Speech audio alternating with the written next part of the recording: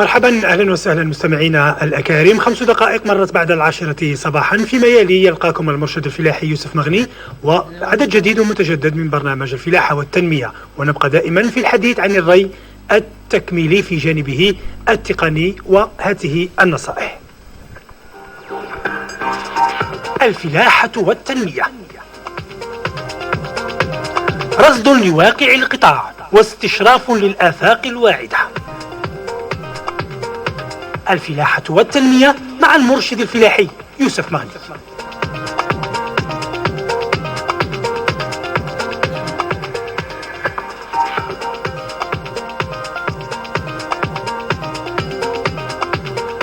بسم الله الرحمن الرحيم. السلام عليكم ورحمة الله تعالى وبركاته. إخواني المنتجين والفلاحين، المستمعات والمستمعين الأفاضل، أهلا بكم ضمن الحصة الأسبوعية الفلاحة والتنمية.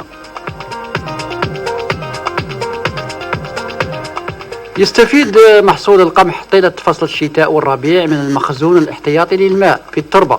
أما بالنسبة لمناخ البحر الأبيض المتوسط فإن توزيع أمطار الربيع جد عشوائي، لذا فإن الرجوع إلى الري التكميلي يسمح باستقرار المردود مع إضافة كميات من المياه في الوقت الأمثل متى احتاجت النبتة لذلك.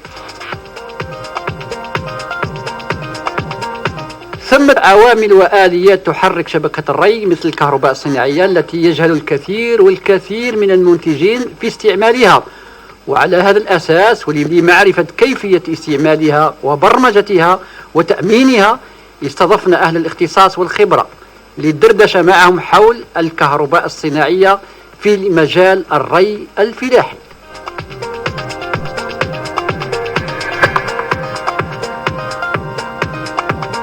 نعرج على ضيوف الكرام وهم على التوالي السيد عاشوري محمد، تقني سامي في الهندسة الكهربائية بتنيرة، أهلا وسهلا بك سيدي الكريم.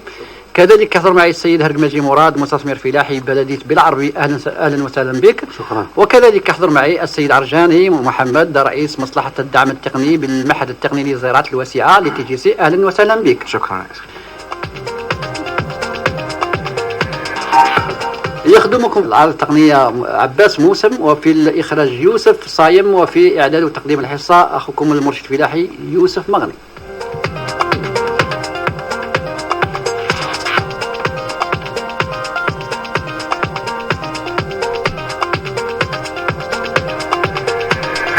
أهلا وسهلا بكم. إذن موضوع تاعنا اليوم يتعلق ولا يتكلم عن الري بصفة عامة، ولكن ندخلوا فيه الكهرباء الصناعية، لخاطرش كثير من الفلاحين اللي ما يعرفش الارموار هذيك، ما يعرفش بزاف كثير على الضوء اللي راه يحرك له الموتور ولا اللي راه يجيب له الماء.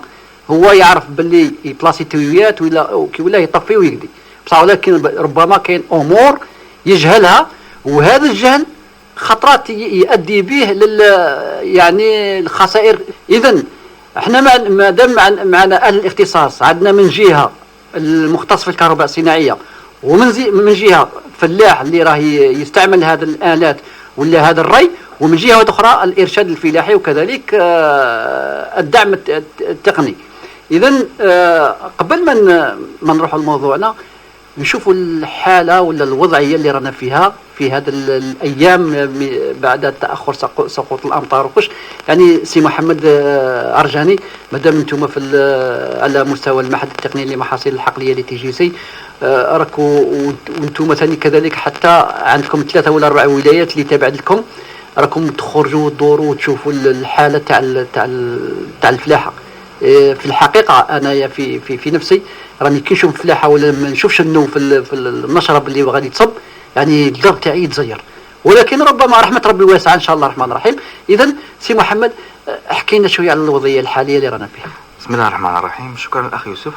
كما قلت الأخ يوسف بلي الوضعية راها حرجة جدا المساحات للزراعات، سواء الحبوب أو زراعات أخرى. ولكن زراعة الحبوب اللي خاصة في المنطقة تاعنا نسبة كبيرة منها تعتمد على الأمطار، ورانا نشوفوا باللي راه كاين شح في الأمطار، راه مدة فوق شهرين ما طاحتش النو. ورانا في فصل شتاء، لفصل الشتاء هو اللي معروف عليه بتساقط الامطار، وراه باقي لنا بالك 20 يوم هكا ويدخل الربيع، ورانا نشوفوا باللي الشتاء ما طاحتش فيه الامطار. ولهذا نقص الامطار هذا راه يؤدي لضياع مساحات كبيره من زراعه الحبوب. رانا درنا خرجات عند عده فلاحين في عده ولايات، رانا نشوفوا باللي الفلاحه راه تعاني بالبزاف، وهذا راجع لشح الامطار. وايضا نوصل الفلاحين كما نقولوا اللي عنده الري التكميلي الله يبارك، اللي ما عندهاش كما نقولوا يعتمد كما نقولوا يحترم المسار التقني للحبوب. هذا كما نقولوا المسار التقني راه يحافظ شويه على الفلاحه، ولكن الفلاحه تحتاج بزاف على الامطار. ولكن كي راعي كما نقولوا يحترم المسار التقني، الفلاحه تاعه تشد، خاصه اذا دار الدوره الزراعيه. نعم، الدوره الزراعيه كما نقولوا خاصه في هذا الوقت الفلاح يدير ديزرباج، يدير تحشيب ويدير فرتيليزاسيون. اذا دار تحشيب والفرتيليزاسيون وما عندهاش الشح في الامطار ما يقدش يدير هذا الزوج العمليات ما يديرهمش. ولكن اذا دار دوره زراعيه، هذيك الدوره الزراعيه راح كما نقولوا خاصه اذا دار البقوليات راح تخلي لها لازوت في التربه، والبقوليات ثاني تقدير على بزاف احشاب ضاره. لهذا نقولوا نعاود نولوا باللي الفتره هذه يعني عاود تارك فتره حرجه بزاف ولازم للفلاحين يديروا الري التكميلي. نعم، شكرا سي محمد. سي مراد الهرقماجي، انت كمستثمر فلاحي يعني وعندك خبره الله يبارك فوق 10 سنين في هذا الميدان، ودائما راك تجي معنا الاذاعه ودائما تحكي على الري، ونحكوا على الري ثاني خاطرش انت راه عندك وسائل تاع الري. وكاين واحد الهضره دائما تهضرها تقول باللي كما قال سي محمد المسار التقني. هنايا الاولى حكينا على الوضعيه اللي تشوف فيها عند الفلاحين، وثاني في تطبيق المسار التقني كاين وحدين يطبقوا المسار التقني كي راه صار لهم، والاخرين اللي ما طبقوش كي راه صار لهم. بعد بسم الله الرحمن الرحيم، نشكر اذاعه سيدي بالعباس والشكر الخاص لك سي مغني وللضيوف الكرام. نبدا من السؤال تاعك الاخير، يعني نشوف الوضعيه يعني اللي رانا فيها دروك. يعني كما كان يقول سي عرجاني وكاع الناس اللي ما يعرفوش للفلاحه وراهم راهم يشوفوا في الوضعيه انه الوضعيه راها جد حرجه، جد حرجه، شيء جد حرجه.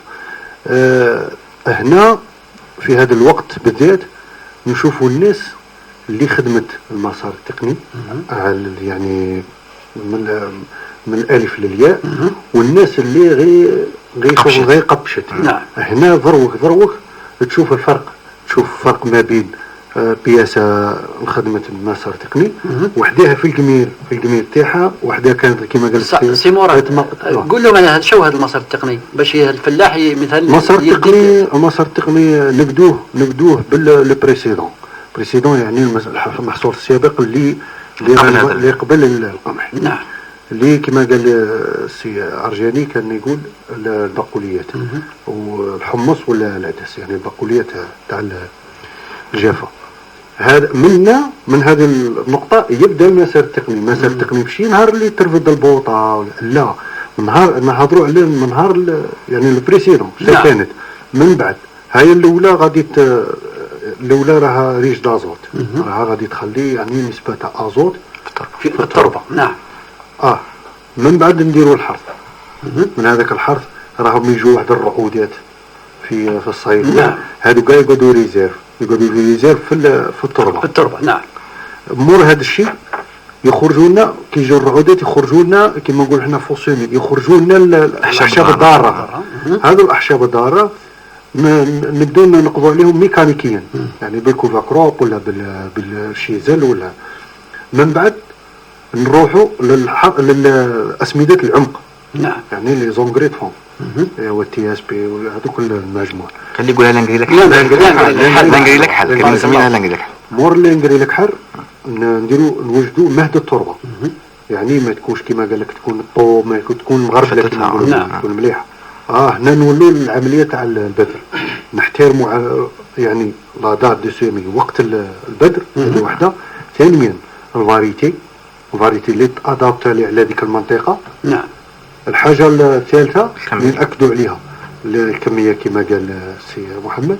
والحاجه الرابعه اللي ناكدوا عليها الاله. نعم. الاله تاع البذر هذه تاع سومار اونلين. هذه اللي لاحظتوا انه سومار اونلين دير لنا ما بين الخط والخط 17 19 سنتيمتر. نعم. كاينه لايراسيون، راه كاين يعني كل هو تاكل حقها، كاش تنافس. ما كاش تنافس. نعم. من بعد يجي التحشيد، عمليه التحشيد. من بعد تجي اونغري كوفرتير.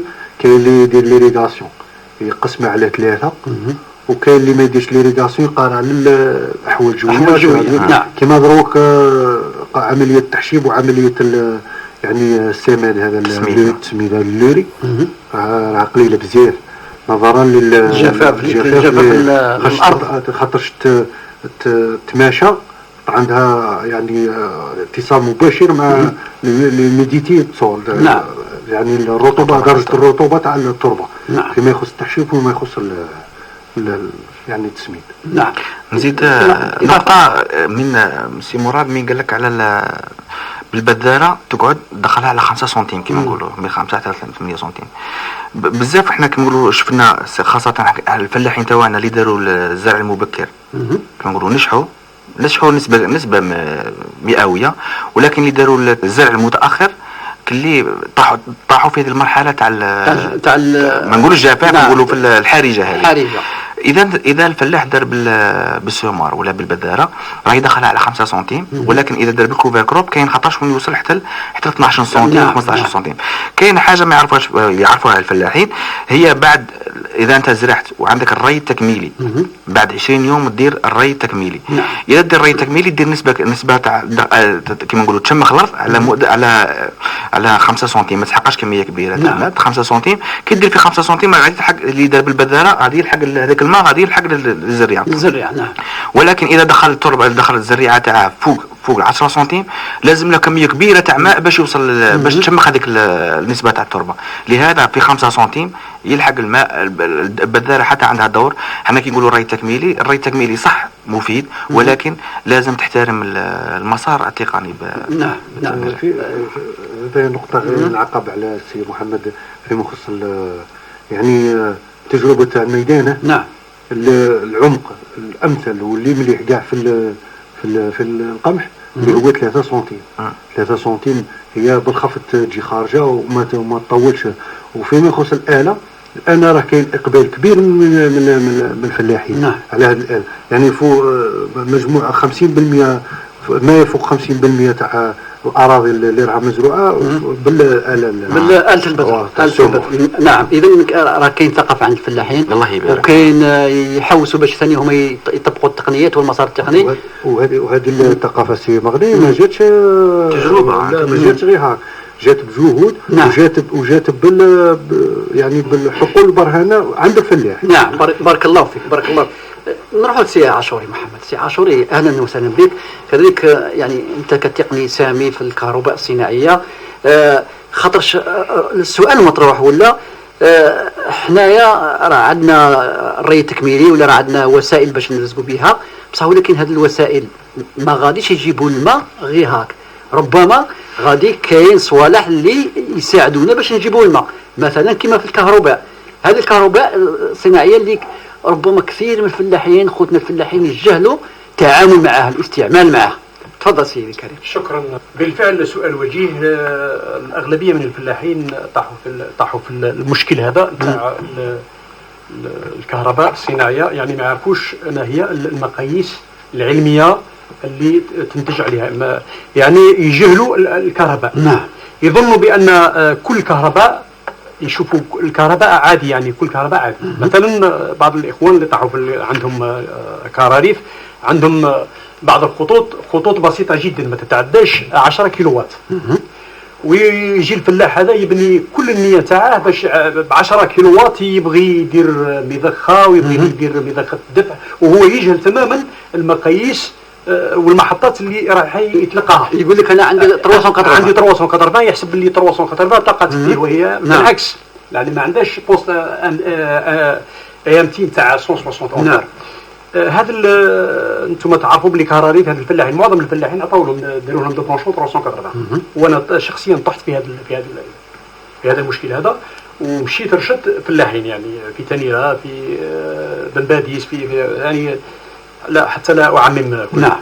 المشكل تاع الكهرباء الصناعيه قلت ان الاخوان الفلاحين لما يمشي يشري مضخه غطس 10 كيلووات تكفيه لمضخه تاع 10 احصنه فقط لا اكثر. يقدر يستعمل مضخه غطيسه تاع 7 احصنه او 10، ما تفوتلاش هذا الكسب. نعم. واذا كان عندها مثلا عندها امور كثيره يستعين بها، لازم لا تكون عندها طاقه كبيره، لازم يكون عندها النيام في نتاع 160 امبير. من خلال هذا 100 امبير ينجم يستعمل مضخه. وقبل ما ندخل في هذا الحديث لازم ثاني الاخوان الفلاحين يكون يعرف القدرات، يعني مستوى حجم الماء في البئر، يعرف البئر تاعها شحال السعه تاعها شحال. نعم نعم. كذلك علاش داروا هذه الهندسه الكهربائيه؟ لانها تقلع عليهم مشاكل كبيره. لما الانسان الفلاح يستعين باش يركب مضخه، اولا يشوف الحاسين تاعها شحال، يعني البئر تاعها واش هو قادر على 15 حصان، على 20 حصان، على 30 حصان، على 35 حصان. وبالتالي لما يعني يركز على عدد الاحصنه اللي يستحقها ما يركبهاش هو، يشوف يعني التقني اللي يكون عنده مهاره تقنيه. ولما نقول مهاره تقنيه هنا ندخل في المعادله الرياضيه، لانه هو عمل فيزيائي. نعم. وكثير اللي هو غير روحه يبغى يركب ويبغى كاين يمشي يجيب مثلا يمشي يجيب تكنيسيان واحد يشعل لمبه، وواحد بالهندسه الكهربائيه ماشي كيف ولا يشوف واحد يعرفها حتى هو مثلا بعض الفلاحين يبغوا شي وحده. نعم. ومن بعد يطيح في الفخ نتاع المضخه تنحرق، ما جبدتش مليح، هو ما يعرفش واش هي الاسباب. نعم. من بين كذلك الاسباب الشائعه عند اخواننا الفلاحين هو ان مثلا عنده بئر فيه 80 متر وعنده الكابل وعنده 50 متر ملفوفه. نعم. هذاك الكابل الملفوف نحذر منه لانه هو بمثابه ريزيستونس، هو مقاومه. وهذيك المقاومه قد تتضخم او تكبر على عدد اللفات تاع الكابل. ممكن تلحق له حتى ال1 ميجا، 2 ميجا، حتى ال20 ميجا. ولما تطلع الميجا هذه واش يحدث؟ يحدث انه تولي عندنا يشد طونسيون، يعني تذبذب في الكهرباء.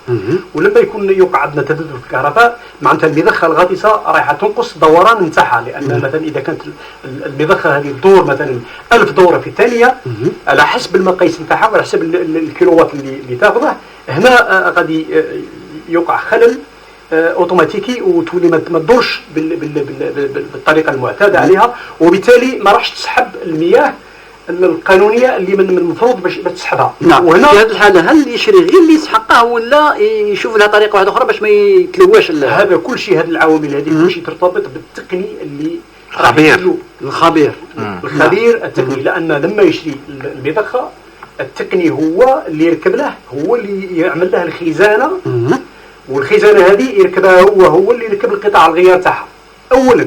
نعم.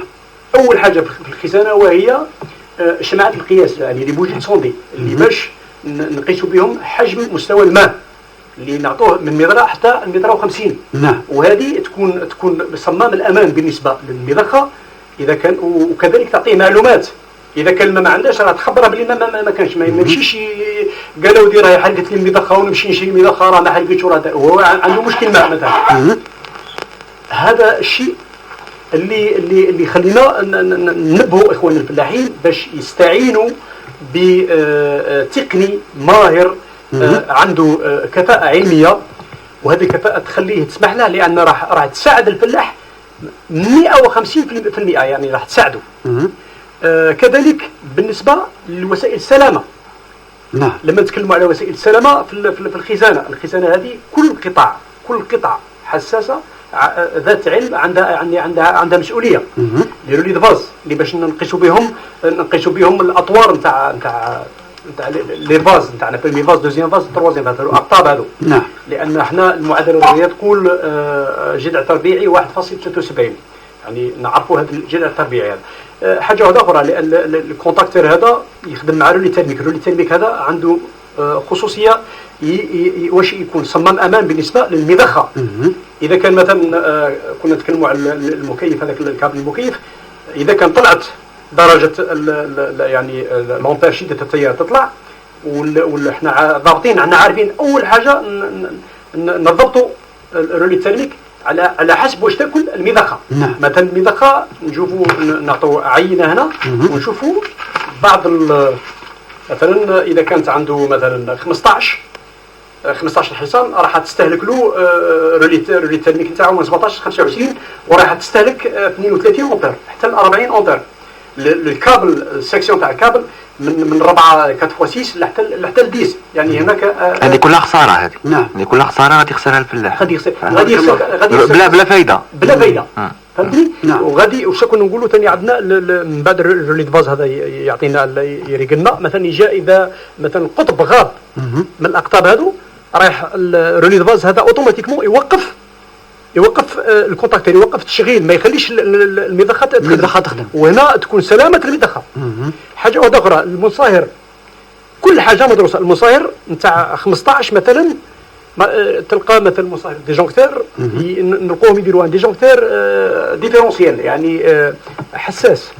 وهذا هنا يمنع منعا باتا باش تكون في السقي ذا يكون ان ديجونكتور كومباكتور. الديجونكتور كومباكتور هذا نقيسوه على عدد على المضخ، كل ما هو على الحصينه هو على المضخه الغاطسه. وبالتالي راح تكون لما تكون عنده سلامه في هذا الصوالح هذا ويكون خبير ويركب له هذا. وكذلك اضيف الى هذا الكوابل اللي استعانوا بها، وانا شفت بعض الفلاحين هما ما هوش عن درايه ولكن الله غالب عليهم.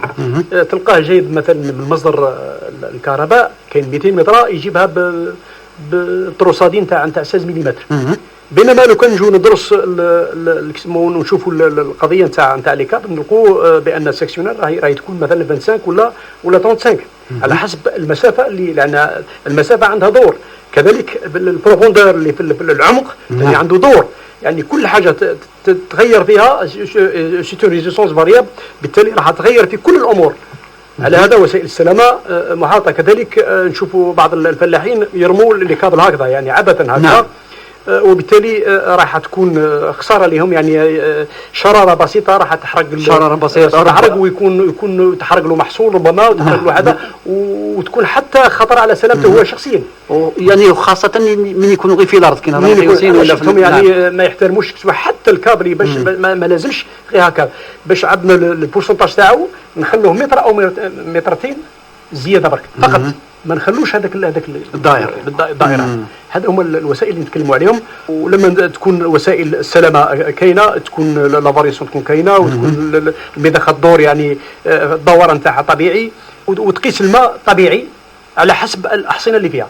وحاجه واحده اخرى ان التقني لما يجيبوه يقرا النشره الداخليه نتاع اللي مكتوبه على ظهر لي بومب ايمرجي، يقراها بعنايه ويشوف. كاين بعض المحطات اللي يوصلوا يقول لك اشعل بها من شعل تستهلك، وبعض الناس بعض الشركات ما يحطلكش، يستعين بها الخبير هذا اللي راح يقوم بعمليه تحويل ويدرس الباور فاكتوري يعني كل حاجه يدرسها، الجهد الضائع الجهد كذا باش يعطي طاقه كافيه للفلاح. وبالتالي هنا الفلاح يكون في ارتياح ويسقي وعنده تبقى عنده ديمومه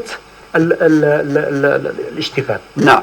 نقول لك سي محمد بارك الله فيك، نعاود نقول لخوتنا يعني في الفلاحه مثلا دروك رانا في كما قلتوا رانا في وقت حارج.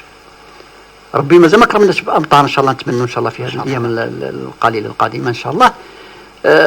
الناس اللي يكسبوا الماء وعندهم رشاش، النصيحه اللي تعطوها لهم مثلا في السقي هذو الايام، هل خاطرش نورمالمون هذو الايام راها في 40 ولا في 50 ولا في الاخر، بصح ولكن من الفلاحه ما زالت صغيره ما كبرتش وراها تقريبا راها عاد ولا العروق مازال ما ولا خاطرش كلش راه حابس.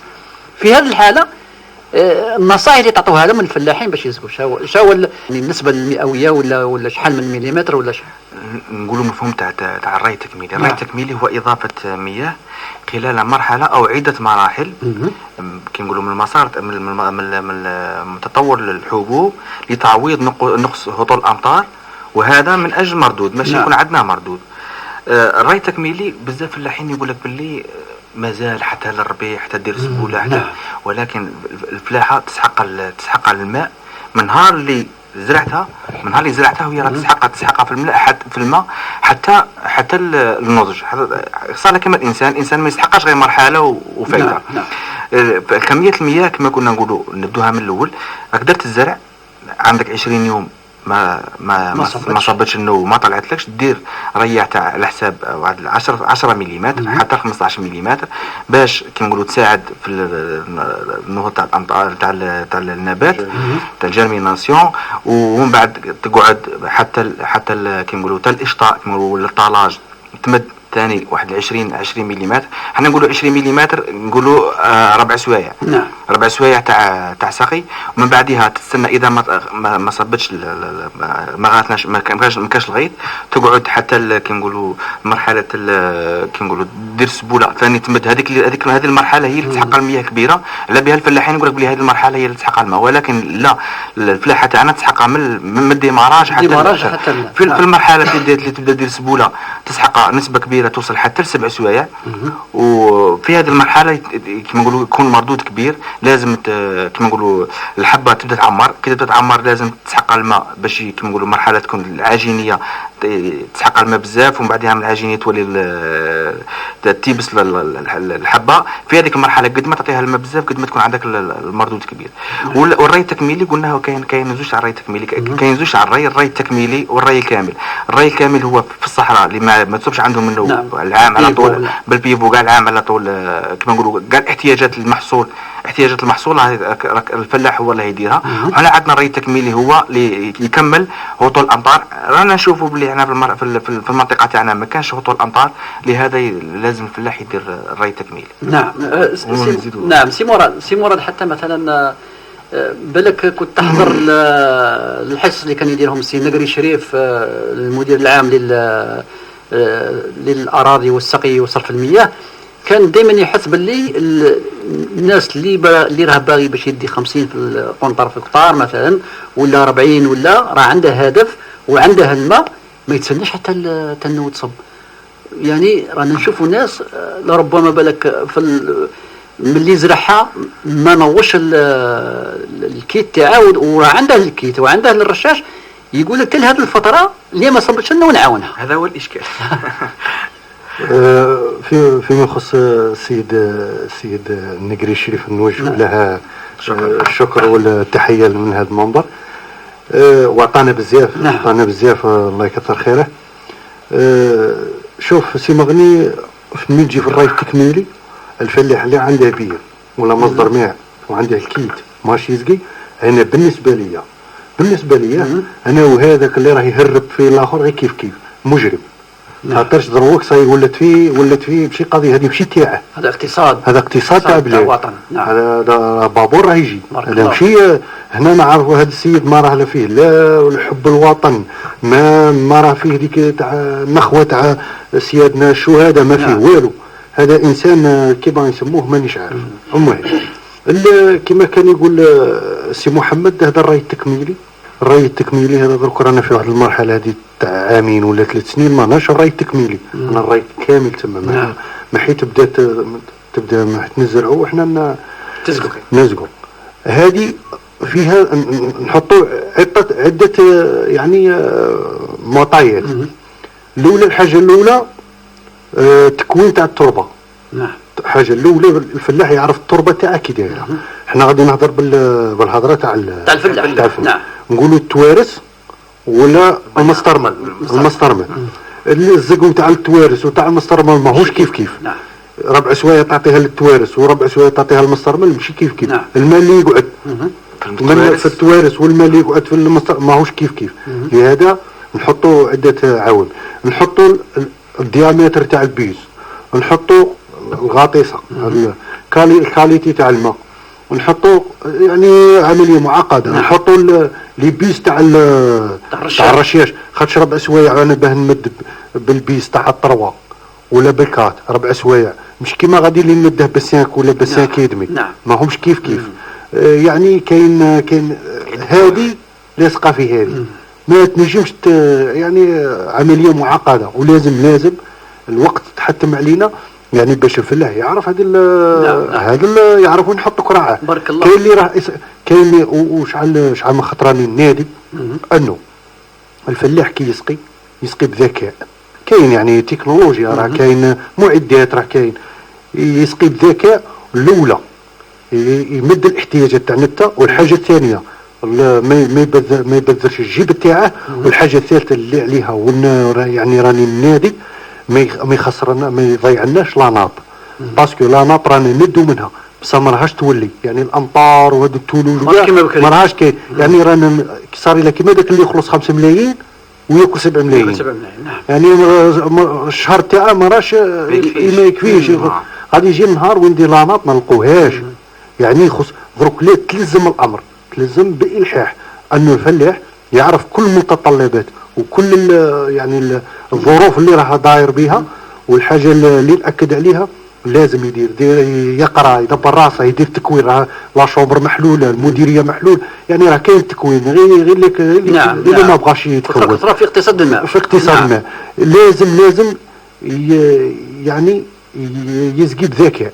يعني بذكاء وهذه واقتصاد. نعم. بارك الله فيك سي محمد. كذلك يعني بعض من خوتنا الفلاحين ربما بالك ما يكسرش باسان وعنده حاسي من المضخات ديريكت وهذا هو هذه هي الغلطه اللي يقعوا فيها اخوتنا الفلاحين. يعني كاين اللي يبغي بمضخه غاطسه مباشره يستعملها مضخه دفع، يعني تسحب وتدفع في آن واحد. نعم. وهذا غلطه، لان الفلاح يجب المضخه عندها كحد اقصى تخرج تسحب الماء برا 10 متر للحوض او الخزان.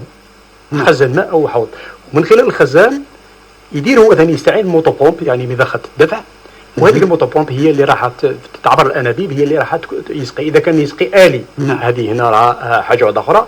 اذا كان يسقي عادي، وش هو الفرق ما بين السقي الآلي والسقي العادي النورمال؟ السقي الآلي هو انك عندنا برمجه. هذه البرمجه هذه نبرمجوا لي موتور هذو باش ينوضوا. عندنا دي فان الكتريك، يعني دي ستاسيون سكون ابل دي ستاسيون. هاد لي ستاسيون هذو كل 6 تاع لي ستاسيون ولا 7 تحكمهم يعني كما نقولوا انبوب واحد. نعم. وبواسطه يعني اون فان الكتريك. هاد لا فان الكتريك هذه شكون يتحكم فيها البرمجه، اللوجيسيال هذا. البرمجه هذه نضبطوها يعني اوكود لا سيمان ولا اوكود لانيك اذا حب يسموه. في بعض الاحيان وصلنا حتى باش هذه بعيده هذه بزاف، هذه في الدول الاوروبيه يستعملوها. اما هنا نستعملوا البرمجه هذه تحكم لنا باش تنوضنا هذوك الموتور هذو. وكاين في هذا الارمور هذا ان ديمارير بروغريسيف. هذا الديمارير بروغريسيف هو المسؤول على مع البرمجه. الديمارير بروغريسيف هذا فيه يعني يعطينا نشره نضبطوه ثاني كذلك هو على شحال لومبيراج تاعها، شحال الوقت اللي وكل يعني كل ستاسيون نعطوها 2 زار، ساعتين. اذا نعوض باش الانسان يمشي يبدل لافان، يمشي يكونوا هذوك لي فان الكتريك كاينين، يبدا يسقي اوتوماتيك وحدهم 2 زار. تكمل 2 زار هذه تطفى لافان هذه، من بعد تشعل الاخرى، من بعد تشعل الاخرى، حتى وين راه مبرمجها هو. اذا كان مبرمجها او كوردلاني تبقى او كوردلاني، الا اذا كان في حاله انقطاع التيار الكهربائي يجي يعاود باعاده البرمجه. ماهوش اعاده البرمجه، غير اعاده الزر باش الانطلاقه، لان هي في حد ذاتها مبرمجه. هذا هو. والفلاحين يخافوا من هذه البرمجه، ولكن هي فيها اقتصاد.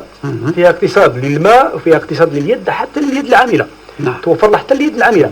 وبالتالي هنا لما الفلاح مثلا ماهوش في سطات باش يدير عاملين او 2، يقدر يسقي روحه بروحه. هو ما عليه الا ان يضبط الاله هذه، راه يصير مره واحده، تربح حتى الوقت، يربح الوقت يسموه. وفي بعض ركبنا لهم احنا في هنا في مجية بوفاريك، وضعنا لهم حتى لوجيسيال. هذا اللوجيسيال هذه بلوردوينو ولا ريسباري باي 3. هذه اللوجيسيال هذا حساس، يندر يعني قابس حساس في الارض، يعطينا عنده اتصال مباشر مع بعض الدار الكهربائيه تتكون من ترانزستور واحد السيركوي انتيغري. هذا واش يدير؟ يعطينا اون اوف سكون ابل، يغلق ويفتح البرمجه. يعني حساس هذا. اذا كانت التربه مازال فيها الماء يمنعها باش تنور البروغرامات. اذا كان الارض هذه مخصوصه يعني اليا يعطي الاذن للبرمجه، وبالتالي البرمجه هي كذلك تعطي الاذن للديمار البروغريسيف، والديمار البروغريسيف يحرك الموتورات هذوك تاع الماء ويمشوا لي بان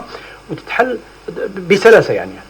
هذا هو يخافوا منه الفلاحين، ولكن انا نعتبرها باللي وسيله اصبحت ضروريه، وحفاظا على كما قال الاخ وهو مشكور على اللي ناضوا هذو الماء هذا نستغلوه في ما تكونش سقي عشوائي هكذا. نعم هذا هو باختصار وجيز.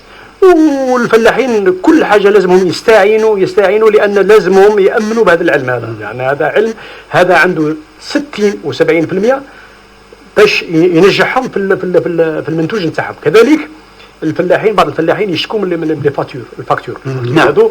يقول لك باللي مثلا انا راني عندي مضخه نتاع 10 احصنه والفاتوره راهي تجيني فاتوره كبيره. نعم. والفلاح في الحقيقه هو السبب الاول اللي كان سبب في هذا تضخيم الفواتير نتاع اللي هو ما ضخموش على الفواتير. مثلا كيفاش هذه من بين ما يضبطش الخزانه وما يضبطش الكوابل نتاعهم مع المضخه، يعني ما كانش دي كالكول. مثلا نولوا الفلاح لما يمشي يشتري مضخه يعطوها ارموار. هو يشتري مضخه نتاع 15 حصان يعطيه ارموار نتاع ممكن انا لقيت هذاك اسمه يعطيه نتاع 10 كيلووات ولا يعطيه نتاع 70 كيلووات. تصور لو يعطيه مثلا نتاع 70 كيلووات بعمليه حسابيه بسيطه 15 حصان يعني كل حصان فيه 100 واط، معناتها نضرب 700 والحصان يساوي 746 حصان 46 واط. اذا نضرب عدد الاحصنه في 746 تعطينا 11 كيلووات. اذا من 11 كيلووات واش راح تاكل؟ نعطوها البليزومون تاعها الزائد ناقص. احنا دائما نعطوه شويه باش اذا كان انخفض التيار ولا يلقى المجال تاع مجال هامش نتاع العمل نديروا 15 كيلووات. وهو جايب مثلا ارمور تاع 70 كيلووات، لنفرض انه عطاوها عالي، هذه 70 كيلووات غادي التيار غادي يستهلكها غير الارمور. نعم. وبالتالي هنا المضخه هذه الغطيسه ما راحش تقوم بالواجب نتاعها، ما راحش تخرج المنتوج، ما تسحبش الماء الكافي. وهنا الفلاح يبدا يشتكي ويقول له ودي باللي راه عندي اشكال في الكهرباء وعندي اشكال في البومبا، ويمشي يقلع البومبا وربما يجيب هكذا وتولي عنده خسائر على العاتق نتاعو. بينما هو المشكل تقني. لو مثلا كان عنده يد عامله مؤهله ما راحش يطيح في هذا الفخ هذا. نعم. هو هذا الايام الارشاد عندها دور كبير، وكل واحد زعما كما نقولوا يعطوه يخدمته. نقولوا باريزوم هذا الفلاح يجي عند الخبير ويديه يركب له هذا السيستم دو ديريغاسيون يربح بزاف. على هذه نقولوا بلي الايام الارشاديه عندها دور كبير. نعم، ايام التحسيسيه والبيانيه وديمونستراسيون عفوا هادو يخلوا الفلاح يستوعب. وخاصة دروك التكوين راه الفلاح تقريبا هادو الفلاحة راهم بواتنا راهم كبار، يليق اولادهم يكونوا هما الخلفة، هما يجيبوهم يتكونوا يواكب العصر. بارك الله فيك. يواكب التقنيات يواكب التقليدية. نعم. يبقى في سياق الحديث كنا نتكلموا على الفواتير الكهربائية. نعم. قلنا هذيك احنا نعرفوا، احنا ولد فلاحين ونعرفوا هذا وجلنا وتعاملنا معهم. يعني هذا الأعطاب العشوائية نسميها أعطاب عشوائية.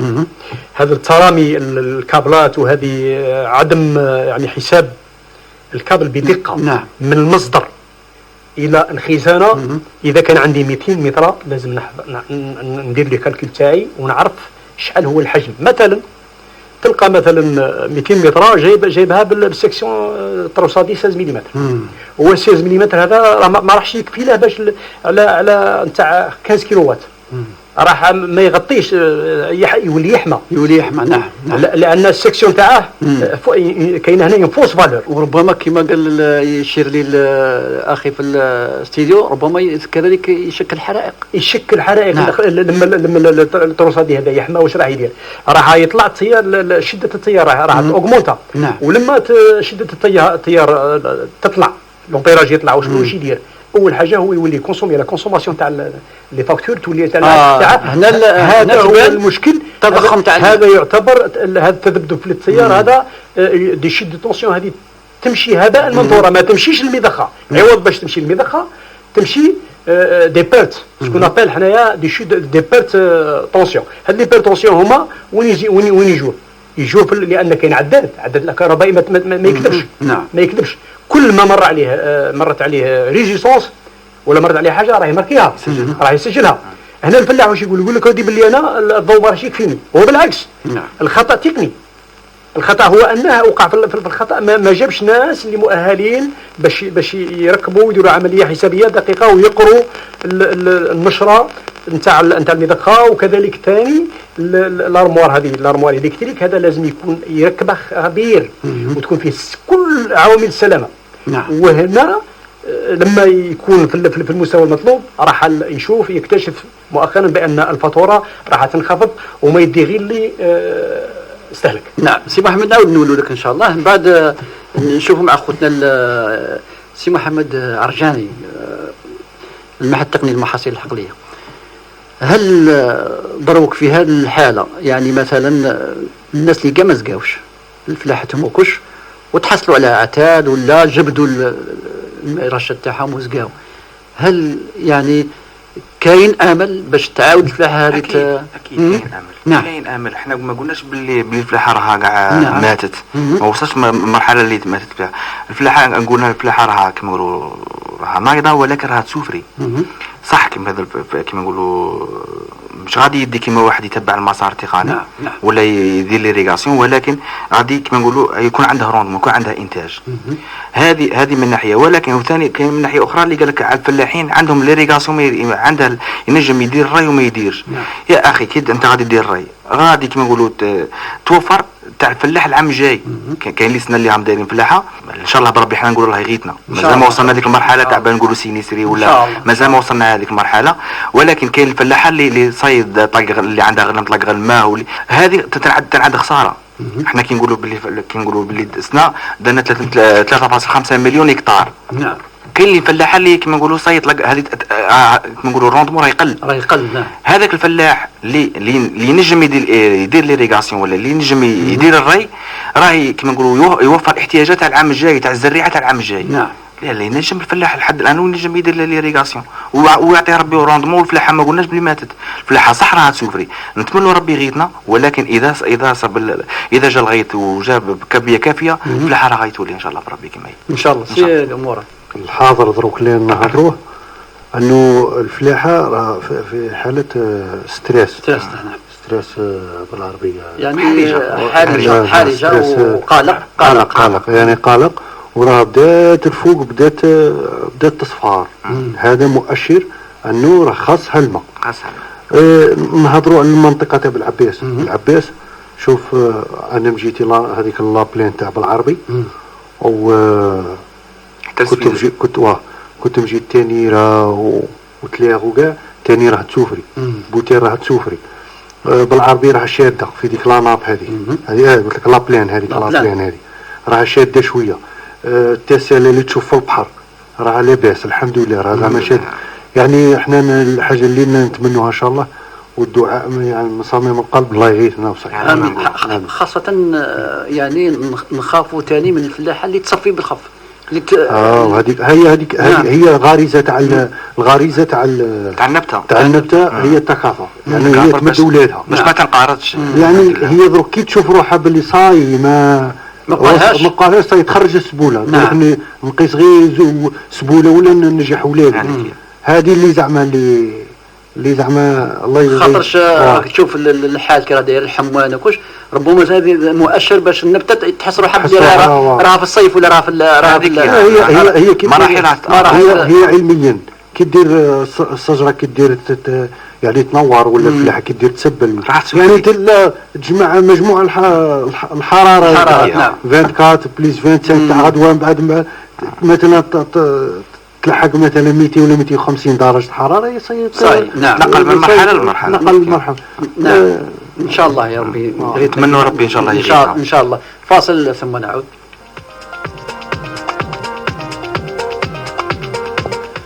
اهلا وسهلا بكم من جديد. اذا رانا في يعني في التالي تاع الحصه نتاعنا مازال باقي لنا شويه وقت. نشوفوا مع سي محمد عاشوري التقني السامي في الهندسه الكهربائيه. كثير من الفلاحين خوتنا الفلاحين يعني الحجره تاع الخزانه ولا الاخر لانيش هذيك كاين اللي ربما تلقى دير لها غير حيط منوصقها مثلا في الاخر، وكاين اللي الله يبارك باني لها ومدخلها كلش. هذا ربما ثاني كاين ثاني سبب من. شكرا، سؤال وجيه في محله يعني. وهذا ثاني نادرا ما نلقى يعني فلاح يقوم بالواجب تاعه. هذا من ضمن سلاسة الهندسة الكهربائية. لانيش هذه عندها ثاني هي كذلك لازم لانيش كي اللي درنا لانيش ما نديروش متر على متر قبر، لازم تكون سلامة التهوئة يعني في الشتاء وفي الصيف نديروا 2 متر على زوج يعني مترين في مترين لانيش تكون مترين في مترين وتكون عندها وسائل تهوئة بعض 4 متر كاري نعم. وتكون عندها التهوئة وهذوك التيوق هذوك في المشتى راح يتبلعوا طبعا نعم. لأن الارموار هذا يعني الخزانة هذه ما لازمش تجي غير هكذا. شفنا بعض الفلاحين يوضعها هكا في الارض هكذا ويغطيها بشكاره ولا يغطيها بحاجه، وهذا مشكل خطير جدا. وهذا كذلك من بين المتسببات في لي بيرت نتاع لي طونسيون يعني يروحوا هكذا هذا هباء. لازم الخزانه توضع في مكانها الاصلي في اللانيش في الحجره هذه، والحجره تكون هذه 2 على 2 وتكون معلقه في الحيط وتكون حد لي كابل هذو ما يكونوش في الارض، يكونوا يعني موصولين يعني بتروس هذه اون بلاستيك يعني ما يكونوش زين ما يكونش عريان وما يكونش محطوط في الارض هكذا. وهذا هو اللي يعطي جوده نتاع يدخل في اطار السلامه كذلك. نعم. وانا ونحث الفلاحين على التهور نتاعهم اللي بعض يستهينوا بالكهرباء بارك الله لان الضغط عالي وبالتالي يسبب خطر كبير على جيوبهم. الى ما لا قدر الله ممكن تكون عنده نادر يكون عنده حاجه يكون حتى على حياته حتى على حياته حياه ابناء. نعم. في بعض الفلاحين يستعين باطفال صغار يقولوا مثلا روح شعل لي ارموار، وممكن هذيك الارموار اللي تكون في الارض يعني تكون مبتله وبالتالي ما كاينش وسائل السلامه مع الناس لاتير اللي تدي هذيك الشحنه الكهربائيه تديها الارض. وهذا هو المشكل الكبير اللي هم يطيحوا فيه الفلاحين. وعده مصائب صراو. نتمنى السلامه ان شاء الله للاخوان الفلاحين ان شاء الله، ونتمنى لهم كل خير. على هذا ننبهوا اخوان الفلاحين باش يستعينوا بخبير، وكاين الخبراء وما اكثرهم في الجزائر يستعينوا بهم الاختصاص اللي راح يعطيه حتى لانيش يجي يوريه وين تبنى. هذا باختصار شديد. نعم. حتى سي محمد مثلا ربما كاين ثاني علاقه بين المضخه والتيويات اللي يخرج الماء بالطبع. هذه ثاني كاين مشكله. كاين يقول لك اودي مثلا انا راني داير مضخه كبيره ولا الاخر وكلش بصح الماء ما كانش الدفع ما كانش الدفع. هذا هو المشكل اللي يطيحوا فيه الفلاحين. مثلا كاين تلقى واحد وين يدير مضخه نتاع 15 ويدير لها ريديكسيون نتاع 100 ملم ما غاديش يعطيك نتاع 100 ملم. هذا ثاني حسابات التركيب. اذا كان كل شيء متوفر وراكبه بحاجه نتاعها راهي مثلا المضخه نتاع 15 حصان راح تقيس الماء تقيسه متر. كذلك نقولوا القياس نتاع البئر ما راهمش يعرفوا يقيسوا البئر. لما يجيب الانسان يحفر له البئر يجي يحفر له البئر وفي نفس الوقت يعبر لها يعطوهم 20 دقيقه يقول له سي عندك الماء يسر. وهذا هو الاخطاء الشائعه. لازم البئر باش يعني نقيسوه اذا كان كل يوم نكبروا له مثلا اذا كان هو 15 نديروا له 20 حصان. نعم. ونعطوها نصف ساعه ونشوفوا الشحال راه يقيس الماء على متر. اذا مثلا الماء هذا ما لحقش نص ساعه ولحق 20 دقيقه وقل الماء يعني من رمي ما نشوفوش الماء يخرج بلا تيو تاع 60 يخرج بلا ويقيس متر. نعم متر ويقيسها لمده نصف ساعه. هنا نعرف بان البئر هذا راه فيه يعني فيه ريزيرف خزان مليح. وبالتالي ان نركبوا له كنا دايرين ب20 نركبوا له 15. علاش؟ باش يوقع يعني التيار يكون توازن ما بين التيار وما بين المضخه وما بين الماء. حجم مستوى حجم الماء يعني حاجه ما تغلب حاجه. اذا كان مثلا هذه في خلال نصف ساعه مثلا تحجرنا 4 لتر في البئر وندير لها انايا مثلا مضخه غطس نتاع 30 رايحه بالطبع في نصف ساعه تقضي عليها. يخصني نستنى ساعه باش تعاود تبلى تعاود تعمل. وهذا اللي من المسببات وهي كل شيء راجع لاهل الاختصاص. نعم. اذا كان ما ركبنا الامور هذه باختصاص وبعنايه وارشادات وسالنا اهل الاختصاص ما راحش نطيحوا الفخ وتكون التكلفه كما نقولوا متواضعه حتى لي فاكتور تاع الضابط. نعم، شكرا سي محمد عرجاني. كذلك ان شاء الله الرحمن الرحيم في هذه الايام ان شاء الله نتمنى يكرمنا ربي بامطار، ولكن كاين ربما امراض فطريات غادي تبان، ولا بالك حتى في هذا الوقت تاع الحمان وتاع الاخر بالك ربما هنا التعامل معها ثاني كيفاش يكون. اكيد استاذ يوسف، نقطه مهمه راك جبت ليها. كاين بزاف فلاحين راهم يديروا الري التكميلي. رانا خرجنا عند عده فلاحين في عده ولايات صح يدير الري التكميلي، ولكن دير الري التكميلي ومع الحمان تاع النهار ديجا شتو الحمان هذا يساعد في خروج ولا ظهور امراض فطريه. نعم. على سبيل المثال حنا خرجنا عند عده فلاحين لقينا هذاك المرض تاع البياض دقيق اللويديوم، لقينا لاسيتوريوز، لقينا لي طاش اوريولي. هادو الامراض الامراض الفطريه تخرج. زوج عوامل اللي يخلوا الامراض الفطريه تخرج اللي هي درجه الحراره المرتفعه ولا الملائمه والرطوبه. اذا انت عندك ديجا راك تشوف احنا في نهاراتنا راه الحمان تقول الربيع ولا الصيف راه يدخل، وزيد انت دير ليريغاسيون، يعني راك توفر لها زوج صوالح، توفر الحمان ديجا راه كاين والرطوبه. هادو زوج عوامل يساعدوا في ظهور الامراض الفطريه.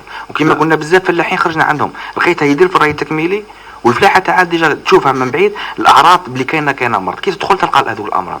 اذا عندها الري التكميلي وشاف هذو لازم يدير ادويه، لازم يدير ادويه. والادويه كما نقولوا ما يخافش من هذا المرض، يدير الدواء تاعه غادي يقضي عليه. ولكن لازم الفلاح لازم له المراقبه، ماشي غير يدير ليريغاسيون ويروح، لازم يراقب كي يخرج لهذا المرض، يتصل كما نقولوا بالمصالح الفلاحيه ولا بالمعاهد ولا كاين فلاحين مثال خويا مراد ما عندهم عده تكوينات في هذا الميدان يعرفوا هذه الامراض، يجي عندنا ولا يجي عند هذول المختصين نقول له واش هذا المرض، ونقول له ثاني واش هو الدواء اللي لازم يديره ويداوي الفلاحه تاعه. هذه نوصي الفلاحين اللي عندها الري التكميلي يراقب بلاده، خاطر هذه الفتره يخرج الامراض الفطريه ويداويها ان شاء الله. ان شاء الله. سي مراد كذلك في الري التكميلي ماشي في الري التكميلي، في الفلاحه العاديه كثير من الناس يشوف فلاحته مليحه يقول لك نروح ندير لها الدواء وندير لها الانغري وندير لها، وفي غياب الامطار. فيما يخص نهضروا على الدواء على الديزيرباج، نهضروا على الديزيرباج ديجا نعرفوا باللي كي نديزيربو راه يوقع لنا ستريس تاع 12 يوم حتى 15 يوم. الفلاحه تحبس نعم، تفريني كاع تحبس، يصرى لها ستريس. ديجا الاولى ما كاش الامطار، عندها ستريس تاع الجفاف تاع ما كاش الماء، وتزيدها انت ستريس تاع الاخر، غادي بقيها على خير. والحاجه الثانيه تاع لوري هو كي نديرو حنا لوري هذا الانغري الابيض اللي يقولوا فلاحه الانغري الابيض، غادي كي نديرو هو كي كاين الحراره وكاع غادي يتحول واش يولي شغل كي الغاز. نعم. من على سطح الارض كي نحط على سطح التربه وتكون عندها يكون داك الظل وكاع، ولا درجه الحراره غادي يولي الغاز. هذاك الغاز كي يجي يتبخر غادي يحرق لنا الورقات تاع الفلاحه. يعني انا يقول لك انا درت لي انغري وما جاتش منه حطرقت لي. هذا هو السبب تاعها. يعني غيشدوا يديهم على يعني الديزيرباج وعلى الاخر بلا ما كرمنا ربي ان شاء الله. سي محمد. اضافه للاخ مراد، هي صح كما نقولوا بزاف سيتو الفلاحين باش تقولها ما والو كاع انت الاخصائي تقولها دير الفيرتيليزاسيون ولا ديزيرباج ما يديرهاش. ولكن اخ مراد عندها الحق في هذه، ولكن كما قبيله ما قلنا بلي دير المسار التقني، خاصه اذا درت الليغيمينوس، اذا درت البقوليات. حنا دوكا واش غادي يديروا؟ غادي يدير الانغري الابيض.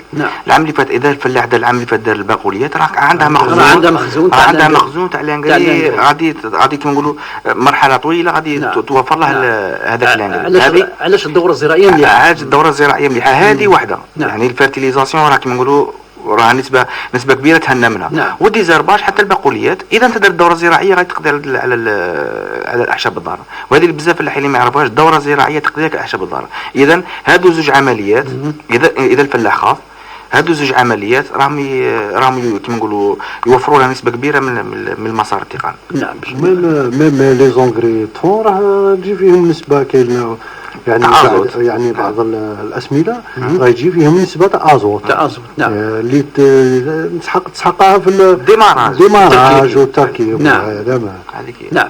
ان شاء الله بارك الله فيك. كذلك احنا من دورنا نخبروا خوتنا الفلاحين باللي راه كاين دعم في الري التكميلي ولا الري تاع الحبوب، ما عليهم الا الاتصال بالمقاطعات الفلاحيه ولا المندوب الفلاحي باش يزيدوا يدوا استفسارات على هذا الدعم. والدعم راه يلحق حتى 50%. اللي عنده الحاسي وعنده يدي هذا الرشاش ويدي ويسقي فلاحته.